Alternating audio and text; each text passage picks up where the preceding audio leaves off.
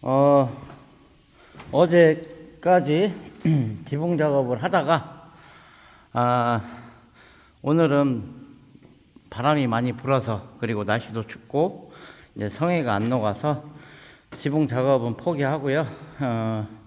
실내 작업을 조금 위주로 이제 진행하고 있습니다. 그리고 오늘 붕어 반장님께서 현장 방문을 하셔서 여러 영상을 찍고 가셨습니다. 아마도 제 유튜버 구독자 중에도 붕어 반장님을 많이 구독하시는 걸로 제가 알고 있는데, 보시면 아마도 이제 이 현장 이제 내용이 방송으로 나갈 것 같아요.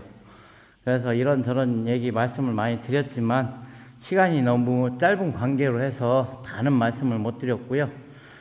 여러 가지 하면서 이제 말씀을 이렇게 대화를 좀 나눴고, 이제 같이 이제 뜻을 같이 한 부분들은 어떤 부분이 있냐면, 경량 철골조 주택이 상당히 우수하다. 최소한 목조 주택보다는 우수한 주택이다 라는 데는 생각을 상당히 공유했고요. 패시브급 잘 되면 패시브급 단열 성능이 나온다 라는 데까지 거의 이제 의견은 거의 동일한 것 같아요. 붕어 반장님도 직영으로 직접 지으셔갖고 살고 계시고, 저도 거의 한 1, 2년 동안 직영공사 위주로만 그동안 제가 해드렸고, 판넬 붙이면서 우레탄 폼 발포 공법 최초로, 제가 대한민국 최초로 개발해서 사람들한테 널리 보급해드렸다는 말씀도 드렸고,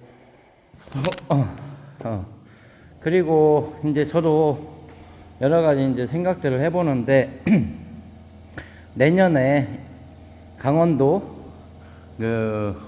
강원도가 아니라 내년에 경기도 양평에서 진행되는 건축 과정에는 주택 건축하는 거를 배우고 싶으신 분들은 오셔도 좋을 것 같고요. 처음부터 끝까지 과정을 보시려면 한 3개월에서 4개월 정도는 시간을 비워놓으시면 될 것 같고요. 예를 들어서 한 5월부터 진행이 되려고 생각은 하고 있는데, 일정은 약간 변동이 있을 수도 있습니다. 그리고 기초공사는 미리 조금 땡겨서 할 수 있는 부분들이 있으니까 그 점은 유의해 주시고요. 그쪽에 마침 운 좋게도 그 체험 학습 시설들이 있어요. 그렇기 때문에 그 숙박 문제는 그쪽에서 해결이 될 것 같고요. 숙식 문제는 일단은 저는 교육비는 따로 받지 않겠습니다. 저는 교육비는 따로 받지 않고 현장 와서 3개월, 4개월 과정을 전부 집 짓는 과정 처음부터 끝까지를 한번 보고 싶으신 분들이 계시면 미리 이제 신청을 좀 해주시면 저도 그에 대비해서 준비를 좀 해볼까 합니다.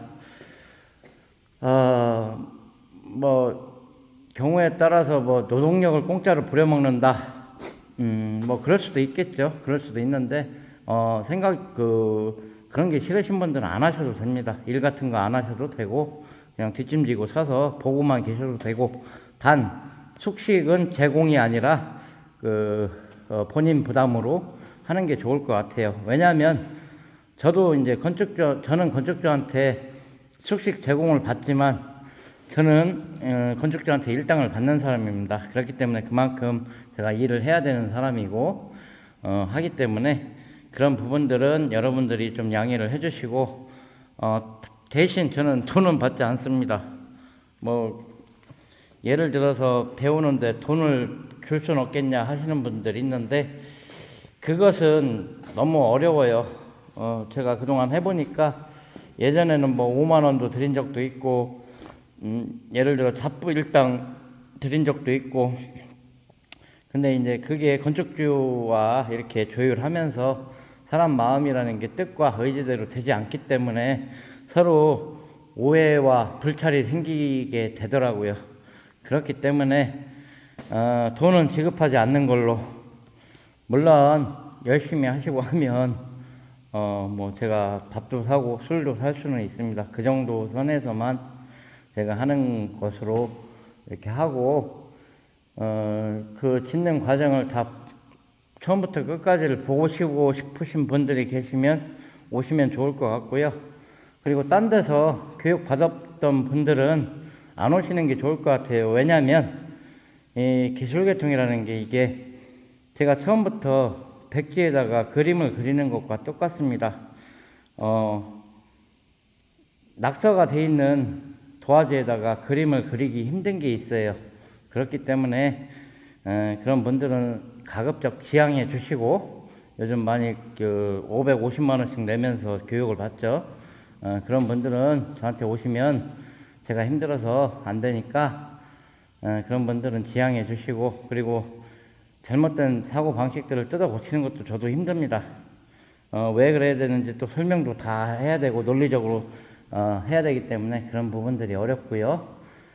이제 제 구독자나 이 영상을 접하신 분들 중에 집 짓는 과정을 처음부터 끝까지 보고 싶으신 분들 계시면 미리 이제 얘기를 해주세요. 그게 이제 저 같은 경우는 제가 뭐 일정한 그 계통을 갖고 움직이는 사람이 아니고 저 혼자 다니는 사람이다 보니까 저 혼자 일을 다 해야 되는 사람이에요. 그러다 보니까 현장 일도 해야 되고 신경을 그렇게 많이 쓸 수가 없습니다. 그런 부분들은 양해를 좀 부탁드리고요. 좋은 기회니까 망설이지 마시고, 그리고 이제 일반 다른 현장에도 오셔도 됩니다. 사실은 오셔도 되고, 오시면 이제 공정별로 진행 과정 보실 수 있고요. 일이라는 거는 다 방식들이 있어요. 어떻게 풀어나가야 된다는 논리적 근거를 가진 방식들이 존재합니다. 보통 사람들이 그거를 무시할 뿐이죠. 사실은 원칙이라는 게 다 있습니다. 그런 것들을 한번 보시고 싶은 분들 얘기해 주시면 좋을 것 같고요. 그나마 이제 1차 지붕 끝내고 2차 지붕도 거의 한 60, 70% 이상 됐어요, 지금. 그래서 바람이 좀 덜 들어오고 덜 추운 것 같아요. 그래서 이제 저는 또 이제 골조 좀 잡기 위해서 이제 들어와 있습니다. 들어와 있고 이렇게 어지러운 것 같아도 이제 다 이런 것들이 정리가 되면 나중에 주택이 되는 거예요.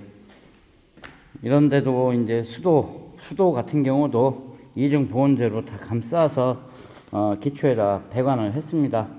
오늘 붕어반장님께서 그런 말씀을 하시더라고요. 집의 수명은 배관과 같이 간다. 솔직한 말로 그렇게 따지면 반영구적일 것 같긴 합니다만, 이제 콘크리트도 양생되는데 100년, 태화되는데 100년이에요. 그래서 200년을 저희가 제대로 공사를 하면 그게 200년을 간다고 하는 게 이 콘크리트인데, 근데 문제는 아파트는 40년, 50년밖에 못 갑니다. 그게 참 문제가 있죠. 이제 구조 자체도 문제가 좀 있는 것 같아요. 한국 사람들이 선호하는 구조로 뽑다 보니 수명이 짧아지는 경우도 있는 것 같고요. 실예로 외국에서는 100년, 200년 된 아파트도 많이 있는 것 같더라고요. 저희 나라도 이제 차라리 아파트를 지으려면 그 정도는 지어야지. 한 4, 50년 살다가 버려야 될 아파트를 짓는다면 그건 국가적으로도 상당한 손해가 될 것 같아요. 물론 인구도 없어서 이제 아파트의 시대는 저물어 가지만, 그래도 재건축을 한다든지 그렇게 되돌아본다면 아마도 그런 쪽으로 가야 되지 않을까라는 생각들을 많이 해봅니다. 그러면은 여기서 마치겠습니다.